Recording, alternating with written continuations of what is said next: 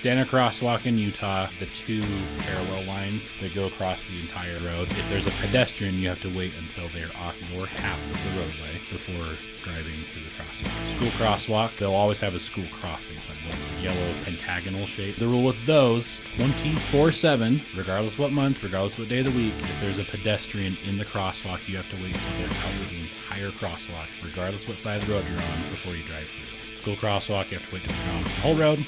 Standard crosswalk, you wait till they're off your half. Welcome to Herrimanology. The official podcast to keep up with Herriman City. We'll take you inside the city, explore the latest news and updates, show you how your government operates, and discuss the issues that affect us all. Now, here are your hosts talking all things Herriman on Herrimanology. All right, welcome to Herrimanology. It is Friday, August 21st. You've made it to the finish line. Kind of. How's golf? Golf was good. We were out with South Valley Chamber today doing Nice. We do a annual thing with the chamber, so it was a good event. Did you hit them straight? Did you putt well? No. No. Did you have a good time? I mean, it's a foursome, right? It's supposed to be best ball. I think we were even. You know, that's not bad. As long as you're not over par on the There are scramble. people that are getting like 20 under, though, on these things, right? They're buying it. Well, it's they a are, fundraiser. but we so. could have bought it, but we were par. Maybe it was. None of us played very well today. Let's just be even Blake, who's usually really good. So Hey, a bad day at golf is better than a good day doing most things. yes, So, agreed. other than it was really hot today. It's so hot. Yes. I ran outside to go to lunch, and I was thinking that, like, man, whoever's playing golf today, hope you brought your water. It was hot. sunscreen. Yes. Yes. I didn't want to wear a hat because I was coming to record the podcast. Here we are. Dedicated man. And your week's not over yet either. No, it's exciting. We got our youth council retreat, kind of their kickoff event tonight and tomorrow, where they kind of set their goals and vision for their year. Because it's a school year thing for them. So kicking off with them tonight and tomorrow morning. So be a lot of fun. Yeah. Mayor Palmer, by the way. Yes, good to be here. Good to see you. John LaFollette, communications manager here. You mentioned school. School did start for the Jordan School District this week. I think Salt Lake Academy started maybe a couple weeks ago. But Jordan School District started this week. So Providence last week. Yep. In Providence last week. Thank you for mentioning that. So congrats to the parents getting to the end of summer. Yes. And, the first of the school year is always exciting. So Stressful. Yes. but it seemed like everything went reasonably well. It was a quiet first year. thing. Yeah. Yep. Sometimes we hear a lot of, crosswalk issues, but there's a few out there, but quiet for the most part. Yeah. And speaking of crosswalks, always a good reminder, there are two main types of crosswalks that you should deal with as a driver, pedestrian too, but we're talking mostly to drivers here. There's a school crosswalk and a standard crosswalk. Right. Standard crosswalk in Utah just has the painted lines going across the road. Most of the time, they're the two parallel lines Right. that go across the entire length of the road. If there's a pedestrian, you have to wait until they're off your half of the roadway before driving through the crosswalk. Right. School crosswalk marked by a school crossing sign. The yellow sign. Usually they have the zebra striping, as we call it, where they're the extra thick lines. They're just easier to see. Those are for higher visibility. But they'll always have a school crossing sign, the yellow kind of pentagonal shape. Right. I think that's the first time I've ever used the word pentagonal. That was on the impressive. podcast. That was impressive. Hopefully I pronounced that right. Anyway, the five-sided shape there. The rule with those, 24/7, regardless what month, regardless what day of the week, if there's a pedestrian in the crosswalk, you have to wait until they're out of the entire crosswalk, regardless what side of the road you're on, before you drive through. Yep. School crosswalk, you have to wait till they're gone from the whole road. Standard crosswalk, you wait till they're off your half. Yep. So, Good reminder. yep. And hey, if there's a crossing guard, don't mess with the crossing guards. Yes. They have the police officers' phone numbers. Yes, they do. So, Yes, and they take license plate numbers. Yep. Yes. so Yes. well, welcome back to school. Yep. Hope Be safe. Yeah. Just be safe out there. Good luck, everybody, on the school year. Yes. I don't have my notes in front of me. They're in my pocket right now. But we did have a couple of questions related to construction. So Yes. I'll pull these out here. One question was from a couple of weeks ago. I'm just going to kind of summarize it. But there was, some people may have seen this on social media. There were some questions about, there was an open house that I think Riverton City may have held. for a neighborhood on, I guess, northeastern Herriman-ish. We have some weird boundaries. Right. But it's off 126 west of Mountain View Corridor. Right. There was an open house that they held about a future plan dealing with Mountain View. And the neighborhood noticed there that there was a planned median there on 126 that would alter access to that neighborhood. I think it's the Western Hills neighborhood, if I remember right. Western Springs. Yeah. So they, anyway, there's a question about that, wondering if it was a Herriman City project, Riverton City. It's actually part of UDOT's Mountain View Freeway plan. So they're getting ready to make Mountain View Corridor, maybe not transforming it into a freeway, adding a freeway. So the roads that are there now will be there permanently, but they'll add freeway in the middle section. Right. And they're planning on a median there to help with traffic flow westward on 126. So that's not really a Herriman City. Like, we know we have their phone numbers, we can talk to them, but that's a UDOT thing. So if you have questions or concerns and you're a Riverton resident, ask your city, but really they're going to push you over to UDOT for that feedback. But we had a question about that. Yep. The other was from Tyson, and I didn't copy his email in here, but he was asking for an update on Juniper Crest and the Mountain View Corridor, that connection over in south, central, eastern-ish Herriman. Yes. So we've talked about it a bunch of times, but that's coming up pretty soon. We're so close. Yeah. We're so close. A couple weeks after we'd hoped, we'd been saying really all summer, the end of August. Interestingly, this happens all the time with construction projects. We give the timeline, the contractor starts work, and they think, oh, we can get this done in way less time. Right.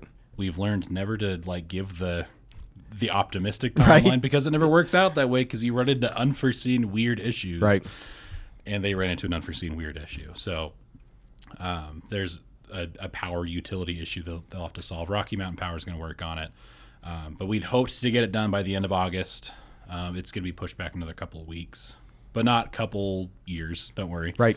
They're really close. They were paving Juniper Crest this week. Right. So really, really close. We're looking at mid-September for that. We've been working on that since day one I got in here. I cannot wait for this to be done. Yep. Yes. So we, as Herriman City, are working on that intersection with, we're calling it the Real Vista intersection. It's really Real Vista plus Mountain View plus Juniper Crest. So we've been doing that and the Real Vista side, and the Panorama developer, DAI, has been working on the Juniper Crest connection, and we're matching those up, and that'll be a long overdue intersection when it comes. Absolutely. So good. Hopefully that's a good update, but it's possible that because of the way UDOT tests things and kind of takes over the traffic signal, that you'll see it paved and striped and closed for maybe a couple of weeks. That's on purpose. We know what it looks like. It looks like it can be open and like, let's just do this, get it done. It won't be ready quite yet, but it'll be very, very close. And we're looking at mid-September. Hopefully sooner, but... Yeah, we're going to try. Yeah. We're still meeting with them to see what we can push up, but we need to say mid-September now. Yeah. One more construction update. This one dealing with Rosecrest. So the Rosecrest pipeline project is mostly run by the Jordan Valley Water Conservancy District. We have a part in it. We're involved in that project. Our part is the road reconstruction. That's mostly going to be on the tail end, but we're all kind of involved throughout the whole way. Anyway, they, by the way, just worked some really long hours to get done in front of Blackridge Elementary. So shout out to VanCon, the contractor, and their subcontractors. That I got pretty close to being in front of the school during school time, but they did a lot of work to get out the there. night before. I was nervous, but they did it. So kudos to them. They had been working southward. I always think it's north for some reason, going uphill. Yep. Are you with me? Oh yeah, 100%. I do the same exact thing. So southward up to Crown Rose Drive. They closed it. They were getting ready to lay some pipe, digging down, and they found a water line. They're one of Herriman City's water lines. the vast majority of the time when we are preparing construction documents and getting information, we know where utilities are. We don't always know, but we often know. And we can kind of plan around that. We design around that. This one just happened to be off by several feet, as it turns out, which is too bad. So, and with the way they're building their pipes, these are huge supply pipes. They're 24-inch steel pipes encased in PVC and encased in concrete. Oh, wow. It's like a 3-layer, like, big pipe. The idea being once they lay it down there, they don't have to maintain it because it's just so sturdy, so solid, so just well built that they pour it in there, they dump concrete on top of it, and then forget it. Wow. And it works that way. It's great. The downside is when you run into an issue like this, where there's a conflict there. Our water line is where they were going to lay that big, larger supply line. Okay. Their pipes are manufactured for that exact spot. So it was, to oversimplify it, is basically a decision between, do we move this Herriman City 16-inch water line and affect water service for however many hundreds of people? Right. Or do we pause the project, remanufacture the pipe, figure out exactly where all those utility lines are, and kind of redesign on the fly? Wow. They went with option B. Okay. So they're going to, as you can imagine, with those metal, PVC, and concrete pipes, it takes a while to remanufacture that. So they are clicking pause on that for now. They cleared off the road, everything's open for a while, but they'll come back to that. So if you're in that area, enjoy the open roads for now, but they're going to come back. That project is far from done, right? But they're just pausing on it. So depending on their supplies for that and other parts of the project, it could be anywhere from 3 to 7 or 8 weeks of a delay. So anyway, all that to say, if there's a project delay, don't get too excited thinking it's all done, because it's not done. Right. And they will come back eventually and repave all that. It'll be nice and pretty. But long update there, but wanted to kind of give people a peek inside to exactly what's happening. Okay, so sounds good. We had a ribbon cutting earlier this week, a new dog wash. I didn't know this whole concept was a thing, by the way.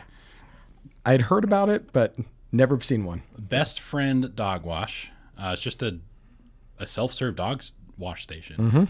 Simple as that. So if you've been to self-serve car wash stations, same idea, except instead of washing a car, you're washing your dog. You pull up and open 24/7 and with an access card, and and you wash your dog. So they have the water, they have the shampoo, all that stuff. I think they have the drying station. Wow. Unfortunately, both of us had to miss that ribbon cutting, so we didn't get to go see it. It's over by kind of the Winco area. Yeah, Tony Berger and Mobet is right in there. Yep. So yeah, it's just, if your dog gets especially dirty on a hike or something, just go and wash them off. As Shelley, one of our coworkers, pointed out, sometimes you have a big dog and you don't want to get your bathroom dirty. Like maybe you wash your dog off in the bathtub or something. Right. If you don't want that to be a big mess, just go to Best Friend Dog Wash and I hope they do well. Yeah. It'll be great. So congratulations to them. Finally, the Conservation Garden Park has an event next Saturday. And let me back up for the probably 90% of you who don't know what that is. The Jordan Valley Water Conservancy has an area that they call the Conservation Garden Park. It's basically a demonstration park. I don't know if you've been there before. I have. Yep.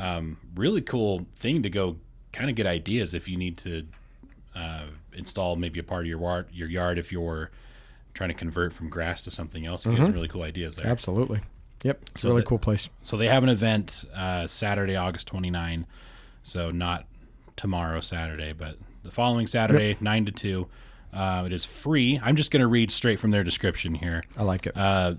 Free, family-friendly event offering residents an opportunity to explore ideas for creating beautiful, water-efficient landscapes. Attendees can enjoy nature-based activities, botanical art, garden tours, conversation with water-wise landscaping experts. Underrated part of that, by the way. They have some really smart people who have some really cool ideas. Yes. For water-smart landscaping. All while learning practical ways to conserve water at home. Admission is free, but they do have registration required just for parking purposes. So they're calling it their Backyard Festival, Saturday, August 29, 9 to 2. How cool. So I love that. That's coming up. Love it. And we have our fall cleanup coming up soon. Harriman City fall cleanup. That's good. So- Couple weeks, right? Yes, September 8th through 12th. It's good.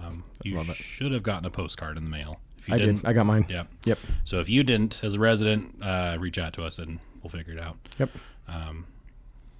And there are some prohibited items, so check that list. The list is a little bit different each time we do this. The list does matter.